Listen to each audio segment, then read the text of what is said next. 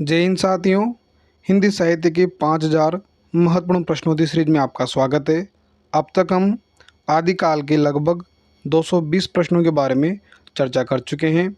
तो आइए शुरुआत करते हैं आज के वीडियो की। आज का पहला प्रश्न है, हिंदी साहित्य का आलोचनात्मक इतिहास ग्रंथ के लेखक कौन हैं?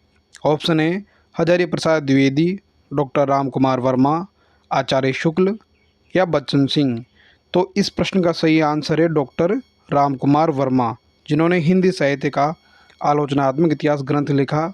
और इस ग्रंथ में 693 ईस्वी से 693 ईस्वी से 1693 ईस्वी तक की जो कालावधि है उस इतिहास का वर्णन किया गया है। और यह जो ग्रंथ है यह 7 प्रकरण में विभक्त है। कितने प्रकरण में? 7 प्रकरणों में विभक्त है हिंदी साहित्य का आलोचनात्मक इतिहास। इसमें 693 ईस्वी से 1693 ईस्वी तक की कालावधि का जो इतिहास रहा है उसका वर्णन किया गया है। और ख़ास बात, इसका प्रकाशन कब हुआ था? 1938 ईस्वी में डॉक्टर राम कुमार द्वारा लिखित हिंदी साहित्य का आलोचनात्मक इतिहास ग्रंथ का प्रकाशन हुआ था 1938 में। अगला प्रश्न, डॉक्टर ग्रियर्सन कृत the modern vernacular literature of Hindustan का हिंदी अनुवाद किसने किया? ऑप्शन है डॉक्टर लक्ष्मी सागर वार्ष्णेय ने, डॉक्टर किशोरीलाल गुप्त ने, डॉक्टर नगेंद्र ने या इनमें से कोई नहीं। इसका सही आंसर है डॉक्टर किशोरीलाल गुप्त ने। डॉक्टर ग्रियर्सन ने जो the modern vernacular literature of Hindustan जो हिंदी का इतिहास ग्रंथ लिखा उसका अनुवाद किया था डॉक्टर किशोरीलाल गुप्त ने, जिसका प्रकाशन कब हुआ था? 1957 ईस्वी में। 1957 ईस्वी में जब इसका जो इन्होंने अनुवाद किया उसका प्रकाशन हुआ था। जबकि डॉक्टर लक्ष्मी सागर वार्ष्णेय ने तो गारसन दत्तासी का जो इतिहास ग्रंथ था उसका अनुवाद किया था। तो डॉक्टर लक्ष्मी सागर वार्ष्णेय ने किसका किया था? गारसन दत्तासी के इस्तवार द लाल लिटरेचर हिंदू हिंदुस्तानी ग्रंथ का अनुवाद किया था। जबकि डॉक्टर किशोरीलाल गुप्त ने the modern vernacular literature of Hindustan जो डॉक्टर ग्रियर्सन ने लिखा था उसका अनुवाद किया था। और ये प्रकाशित कब हुआ था? 1957 में। और जबकि डॉक्टर लक्ष्मी सागर वार्ष्णेय ने जो अनुवाद किया था उसका प्रकाशन हुआ था 1952 में। कब हुआ था? 1952 में। अगला प्रश्न, मिस्र बंधु विनोद में मिस्र बंधुओं ने कितने कवियों का विवरण दिया है? ऑप्शन है लगभग 1000, लगभग 5000, 800 या 1152। तो इसका सही आंसर है लगभग 5000। मिस्र बंधु विनोद जो ग्रंथ लिखा है मिस्र बंधुओं ने, उसमें उन्होंने लगभग 5000 कवियों का वर्णन दिया है, उल्लेख किया है, जिसमें से लगभग 5000 है और मुख्यतः देखें तो 4591 कवियों का वर्णन किया है। कितने का? 4591 कवियों का वर्णन किया है। किसमें? मिस्र बंधु विनोद में। अगला प्रश्न, लेखक और कवियों का काल क्रमानुसार वर्गीकरण करने का सर्वप्रथम प्रयास किसने किया? लेखक और कवियों का काल क्रमानुसार कालक्रम के अनुसार वर्गीकरण करने का सर्वप्रथम प्रयास किसने किया? ऑप्शन है जॉर्ज ग्रियर्सन, गारसन दत्तासी, शिव सिंह सेंगर या आचार्य शुक्ल। तो इसका सही आंसर है जॉर्ज ग्रियर्सन। जॉर्ज ग्रियर्सन ने ही लेखकों और कवियों का जो काल था उसके अनुसार हिंदी साहित्य का इतिहास ग्रंथ लिखने का सर्वप्रथम प्रयास किया था। और यूँ कहें इनका जो ग्रंथ है the modern vernacular literature of Hindustan ही सच्चे अर्थों में हिंदी साहित्य का पहला इतिहास ग्रंथ माना जाता है सच्चे अर्थों में। किनका? जॉर्ज ग्रियर्सन का। ठीक है।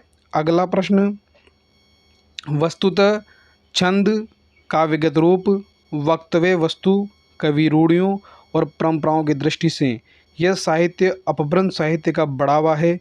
जैन साहित्य के संबंध में यह विचार किसका है? ऑप्शन है Ramchandra Shukla, doctor Nagendra, doctor Ramashankar Verma, doctor Ram Kumar Verma, Ramashankar Shukla Rasal. इसका सही आंसर है आचार्य रामचंद्र शुक्ल। यह जैन साहित्य के संबंध में कथन आचार्य रामचंद्र शुक्ल का है। अगला प्रश्न, तज़किरा ईसुराय हिंदी नामक इतिहास ग्रंथ के रचनाकार कौन हैं? ऑप्शन है मुल्ला दाऊद, मौलवी करीमुद्दीन, मुल्ला वजही, इनमें से कोई नहीं। तो इसका सही आंसर है मौलवी करीमुद्दीन जो है तज़किरा ईसुराय हिंदी के रचनाकार हैं। और बात करें जो ये तज़किरा सूरा हिंदी ग्रंथ लिखा था, ये कब प्रकाशित हुआ था?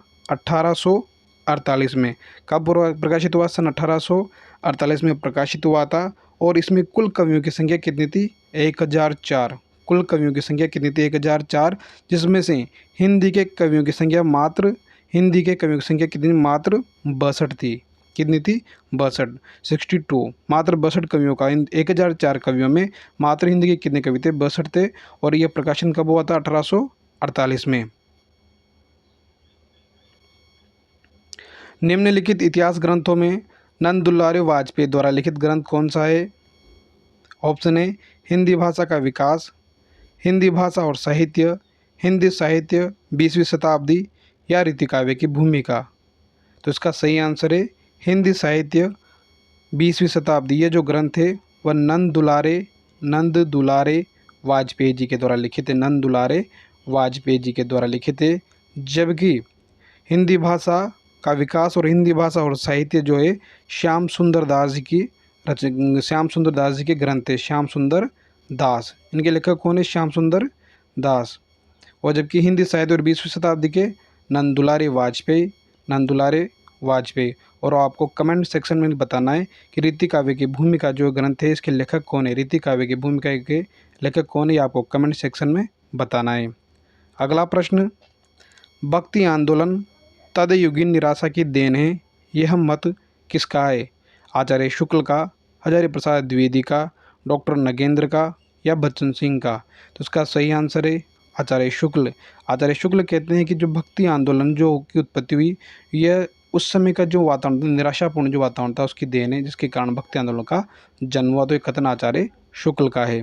अगला प्रश्न, सर्वप्रथम किसने उत्तर अपभ्रंश को पुरानी हिंदी कहा? भोलाशंकर व्यास, डॉक्टर नगेंद्र, आचार्य शुक्ल, या चंद्रधर शर्मा गुलेरी? तो इसका सही आंसर है चंद्रधर शर्मा गुलेरी जी ने सर्वप्रथम उत्तर अपभ्रंश भाषा को पुरानी हिंदी कहा था। उत्तर अपभ्रंश को पुरानी हिंदी सर्वप्रथम चंद्रधर शर्मा गुलेरी जी के द्वारा कहा गया। और आज का अंतिम प्रश्न, विद्यापति ने विरह का ऐसा मर्म स्पर्शित चित्रण किया है कि हृदय को हार कर रह जाना पड़ता है, यह कथन किसका है? डॉक्टर आनंद प्रकाश दीक्षित का, डॉक्टर सुनीति कुमार चटर्जी का, डॉक्टर दशरथ शर्मा का, इनमें से कोई नहीं? तो इसका सही आंसर है डॉक्टर आनंद प्रकाश दीक्षित कहते हैं कि विद्यापति ने विरह का ऐसा मर्मस्पर्शी चित्रण किया है कि हृदय को हार कर रह जाना पड़ता है। वीडियो को लाइक, शेयर और सब्सक्राइब, चैनल को सब्सक्राइब जरूर करें। धन्यवाद।